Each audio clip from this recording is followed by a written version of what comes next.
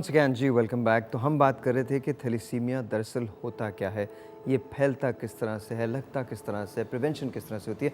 उस doctor Usman please बताइए क्या है क्या। बिस्मिल्लाहिर्रहमानिर्रहीम। थैलेसीमिया बेसिकली खून की एक मौरूसी बीमारी है। मौरूसी बीमारी हम उससे कहते हैं जो वालिदैन से बच्चों में मुंतकिल होती है।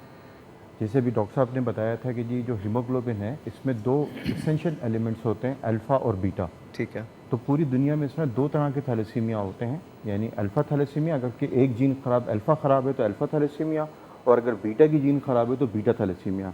जो हमारे रीजन में साउथ ईस्ट एशिया और पाकिस्तान में कॉमन है वो बीटा थैलेसीमिया। ओके। तो बीटा की इंसानों में दो जीन होती हैं, एक फादर की तरफ से आती है और एक मदर की तरफ से आती है। अगर फादर और मदर दोनों की एक एक एबनॉर्मल जीन आ जाए तो जो पेशेंट्स हैं उनको बीटा थैलेसीमिया मेजर होता है। ठीक है। यानी कि इसका मकसद ये हुआ, इसको सिंप्लीफाई अगर हम करें तो बीटा थैलेसीमिया मेजर का बच्चा सिर्फ उस वक्त पैदा हो सकता है जब दोनों पेरेंट्स बीटा थैलेसीमिया माइनर हों। ठीक है। बीटा थैलेसीमिया जो है वो बीमारी माइनर बीमारी नहीं है, ये एक अलामत है। उसमें एक जीन नॉर्मल है और एक जीन एबनॉर्मल है। जो नॉर्मल जीन होती है वो अल्हम्दुलिल्लाह उसका कंप्लीट रोल प्ले कर देती है। ओके। लेकिन जो एबनॉर्मल जीन होती है वो उसमें मौजूद होती है और वो ट्रांसमिट हो सकती है। तो कितना होता है, कितना परसेंट चांस होता है कि अगर दो माइनर की शादी होती है तो कितने परसेंट चांस होता है कि बच्चा थैलेसीमिया मेजर होगा? हर हमल पे अगर दोनों पेरेंट्स बीटा थैलेसीमिया माइनर हैं तो हर हमल पे 25% चांसेस होते हैं कि बीटा थैलेसीमिया मेजर का बच्चा पैदा हो। ठीक है। 50% चांसेस होते हैं कि बीटा थैलेसीमिया माइनर हो, यानी कि वालिदैन जैसा। ठीक है। और 25% चांसेस होते हैं कि वो बिल्कुल नॉर्मल हो। ठीक है। लेकिन इसकी प्रोबेबिलिटी ऐसा ही है जैसे सिक्का जो है हमारा हवा में, जब तक हेड या टेल नहीं आया 50-50। ठीक है। लेकिन जब वो आ गया तो वो 100% है ऑब्वियसली। तो अगर दो बीटा थैलेसीमिया माइनर के दरमियान शादी होती है, उनके हमने कई देखे हैं, इकबाल साहब ने भी देखा होगा, सर ने भी देखे होंगे कि एक फैमिली में 7 बच्चे हैं और सातों के सातों को बीटा थैलेसीमिया मेजर है। ठीक है।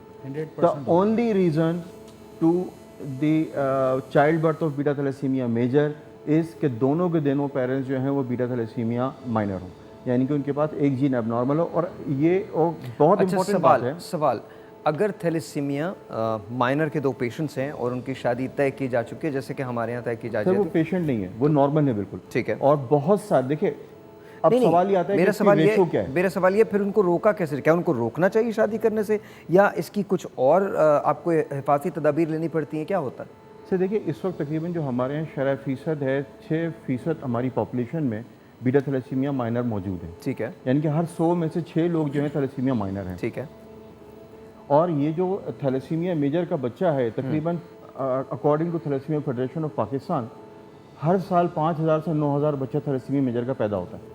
इसका मतलब ये हुआ कि हर घंटे में एक बीटा थैलेसीमिया मेजर का बच्चा पैदा हो रहा है। सर क्वेश्चन, क्या हमारे पास ये कैपेसिटी है इस तादाद से निपटने के लिए? हमारे हॉस्पिटल्स हैं? बिल्कुल नहीं है, क्योंकि देखिए जैसे इकबाल साहब ने भी थोड़ी देर पहले बताया कि एक बच्चे के ऊपर जो कॉस्ट आ रहा है इस वक्त अप्रॉक्सीमेटली 25,000 रुपीज़ तक पहुँच गया है। जैसे जैसे इन्फ्लेशन होती जा रही है वैसे वैसे जो कॉस्ट है, ये सपोर्टिव ट्रीटमेंट है, ये क्योर नहीं है। ट्रीटमेंट तो है ही नहीं ना इसका। ट्रीटमेंट तो है, it's a part of treatment. Being a haematologist, it's a part of treatment. उनकी लाइफ जो है वो बेहतर होती है, आप उनकी क्वालिटी ऑफ लाइफ बेहतर करते हैं। क्वालिटी ऑफ लाइफ को बेहतर होती है। But what about the life, I am not saying. लेकिन सवाल ये है कि prevention is better than that disease what we have to be. अच्छा, क्या तरीक़ेकार है कि जी आइडेंटिफाई किया जाए, सबसे पहले मास में अवेयरनेस प्रोवाइड की जाए कि जी थैलेसीमिया माइनर क्या है। अप्रॉक्सीमेटली देखिए, मैंने जो अपनी लाइफ में देखा है, अब 99% लोग वो हैं जो हमारे पास आते हैं और कहते हैं डॉक्टर साहब हमें नहीं पता था कि थैलेसीमिया क्या है। जब ये बच्चा पैदा हुआ है तो हमें पता पड़ा कि बीटा थैलेसीमिया मेजर का बच्चा होता है। यही बात एज अ पेरेंट अगर आप इकबाल साहब से पूछेंगे कि जब इन्होंने अपने बेटे के बारे में बताया तो ऑब्वियसली इनको नहीं पता था। क्यों? क्योंकि बीटा थैलेसीमिया माइनर कोई बीमारी नहीं है, ये कंप्लीटली नॉर्मल होते हैं, बिल्कुल इनमें कोई बीमारी नहीं होती सिवाय एक टेस्ट के जिसको हम कहते हैं हीमोग्लोबिन इलेक्ट्रोफोरेसिस।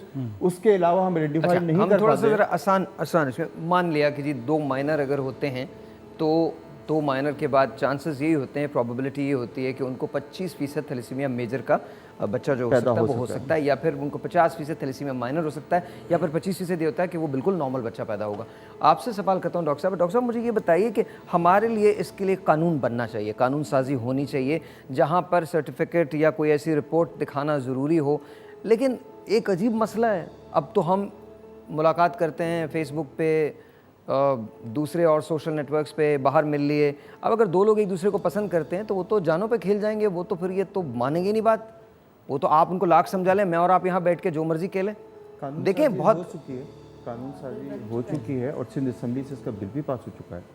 तो मैंने जानबूझ के सवाल किया, उसका रीज़न है। तो उसका जो सेकंड पार्ट है मैंने जो आपसे किया, तो वहाँ पर हम क्या करें, वहाँ पर कैसे बताया जाए? वहाँ पर ये है कि टेस्ट करा जाए। अगर एक ने किया और वो माइनर है, ठीक है, तो ज़रूरी है कि दूसरे पार्टनर का भी अपना करवाए। ठीक है। अगर एक नॉर्मल है तो फिर तो कोई मसले की बात नहीं है। ठीक नहीं है मैम, दोनों अगर आप कहना चाह रहे हैं कि दोनों माइनर है और वो चाह रहे हैं कि जी उनको करनी है शादी, तो उसके लिए फिर ये होता है कि during pregnancy in the initial 10 weeks हम टेस्ट करते हैं CVS। एक टेस्ट होता है जिसमें हम फीटल लेके सैंपल, तो फिर टेस्ट करते हैं कि मालूम करने के लिए कि आदर द फीटस इज मेजर और माइनर और नॉर्मल। तो उसके ज़रिए हम ये है, लेकिन वो एक तकलीफ दे प्रोसेस होता है कि अगर वो आया मेजर तो फीटस शुड बी अबॉर्टेड। तो ये एक इसलिए हम अच्छा, ये मैंने आपसे क्यों पूछा, क्योंकि इससे पहले हमने एक शो किया था जिसके अंदर हमने एग्जैक्टली यही बात की थी। जी जी कानून साजी की भी बात की थी, सिंध असेंबली के बिल की भी बात की थी, और ये जो आप 10 हफ्ते का टेस्ट जो कह रही हैं उसके बारे में बताया था। और ये मैंने जानबूझ के बहस छेड़ी है बिकॉज़ ये बड़ा तकलीफ़देह अमल होता है। जब आप किसी माँ के पास ये जाते हैं और उसको ये बताते हैं कि आपके बच्चे की ज़िंदगी या क्वालिटी ऑफ लाइफ ये होगी, और डॉक्टर की रिकमेंडेशन ये है, इवन दो कि मैं इसे दिल से नहीं मानता। डॉक्टर साहब, हाउ डिफ़िकल्ट इट इज़? बहुत ज़्यादा डिफिकल्ट है, बहुत ज़्यादा। एक तो बच्चा होना, बहुत सारे लोग तो कोशिश कर रहे होते हैं, बच्चा ही नहीं हो रहा। बच्चा होता है और उसके अंदर जब टेस्ट किया, जैसे डॉक्टर साहबा ने बताया, और पता चले कि ये मेजर एब्नॉर्मल है, फिर उसकी अबॉर्शन करने के बारे में सोचना, ये तो बहुत ही ट्रॉमेटिक है। अच्छा, इसका लॉ तो बना हुआ है और हमारे तो लॉज, मतलब हर रोज़ 1-2 लॉज तो बनते हैं। कभी कभार हमारे पॉलिटिशियंस का दिल चाहता है ना, मूड अच्छा होता है तो 3-4 बना देते हैं।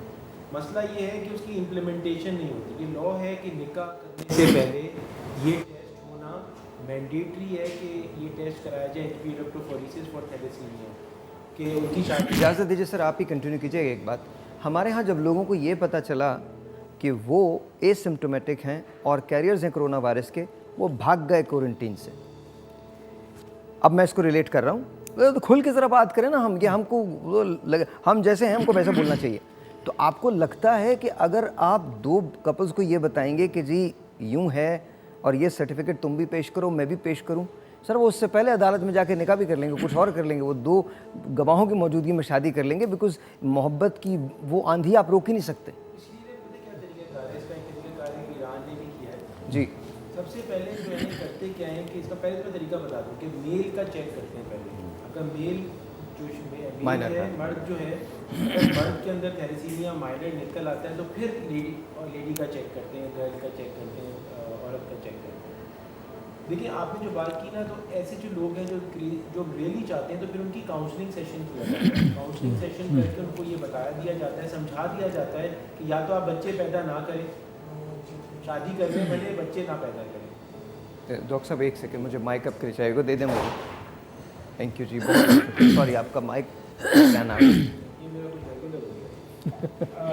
तो बेसिकली क्या है कि तो इसके लिए फिर होता है ना काउंसलिंग सेशन होता है। ठीक है। काउंसलिंग सेशन में ये होता है कि या तो वो शादी कर रहे हैं, अगर मतलब बहुत ही मजबूरी है कि शादी की जाए, जैसे आपने कहा मोहब्बत हो गई और माँ को होता है, वो तो सही जगह पे भी नहीं होता उस वक्त, तो फिर वो काउंसलिंग करके उनको बताया जाए या तो आप बच्चे पैदा नहीं करें, ठीक है ना, आप रहें, शादी करें।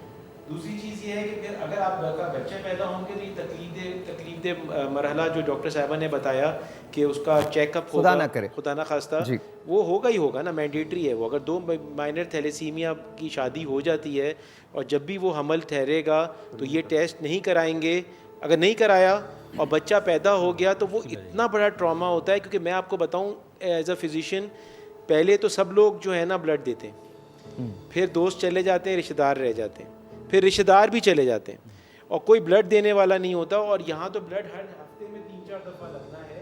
और हमारी कंट्री का ये हाल है जिसमें कोई सेंट्रल ब्लड बैंक सिस्टम ही नहीं है, there is no blood bank. और हमारे यहाँ लोग डोनेशन ब्लड देना जो है ना, वो तो मतलब लोग देते ही नहीं है, ब्लड डोनेशन भी नहीं देते, इवन फॉर वॉलंटियर्स। इस वक्त जितने भी ब्लड बैंक्स चल रहे हैं वो सारे के सारे इकबाल साहब और मतलब ये सब वॉल्टियर्स उस्मान जैसे लोग चला रहे हैं। वॉल्टियर के ऊपर पूरी हमारी 2 सर्विसेज चल रही हैं, blood banking and ambulance service in Pakistan. और उसके ऊपर अगर ये बर्डन बढ़ाया जाएगा, इसका एक ही तरीका है कि टेस्ट कराया जाए लोगों को। जैसे अभी भी तो क्वारंटीन किया है ना, सख्ती कर रहे हैं, तो ये बहुत ज़्यादा ज़रूरी है।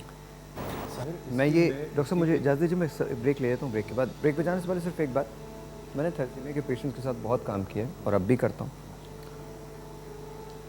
मेरा एक दोस्त था, उसका नाम आसिफ था। उसकी ज़िंदगी बहुत मुश्किल थी। थैलेसीमिया का पेशेंट था, थैलेसीमिया मेजर का। उसने बहुत जंग लड़ी और बड़ी शिकस्त थी, अपनी ज़िंदगी में बहुत आगे गया, लेकिन फिर एक दिन हार गया। उसके पास मेरी एक जैकेट थी। जिस दिन वो चला गया इस दुनिया से, उसके 3 दिन बाद उसका भाई बिलाल आया और उसने मुझे वो जैकेट वापस की कि भाई आपके लिए दे के गए थे। जिस तकलीफ़ से मैं गुज़रा हूँ वो सिर्फ मैं जानता हूँ। आज की ट्रांसमिशन क्यों इम्पोर्टेंट है ये मैं आपको बताऊँगा इस ब्रेक के बाद। हम सब मिलके आपसे एक अपील करते हैं। आई नो कि लॉकडाउन है, लेकिन थैलेसीमिया के पेशेंट्स को खून की ज़रूरत है। आज ज़रूरत है, अभी ज़रूरत है, आपकी ज़रूरत है। ब्रेक के बाद।